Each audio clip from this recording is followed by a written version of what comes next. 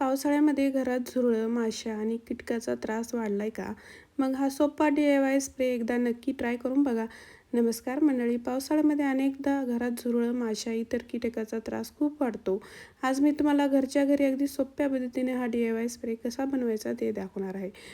यासाठी सर्वप्रथम एक स्वच्छ कापड घ्या, त्यामध्ये 5-6 आरती कापूर वड्यात घाला. आता त्या कापडाच्या कापूर चांगलं बारीक करून घ्या. अगदी पिठासारखं बारीक झालं पाहिजे. एका बाउलमध्ये काढा. आता त्या बाउलमध्ये एक झाकण डेटॉल घाला, त्यानंतर एक झाकण विनेगर घाला. आता त्यामध्ये साधारण अर्धा ग्लास पाणी टाका. हे सगळं मिश्रण चमच्याने चांगल्या प्रकारे मिक्स करून घ्यायचं आहे. आता तयार झालेलं मिश्रण एका स्प्रे बॉटलमध्ये भरून घ्या आणि हा स्प्रे तुम्ही बाथरूममध्ये, बेसिनच्या पाईपाजवळ किंवा बाथरूमच्या हॉलमध्ये, सिंकजवळ किंवा झुरळं आणि कीटक येतात अशा ठिकाणी फवारू शकतात.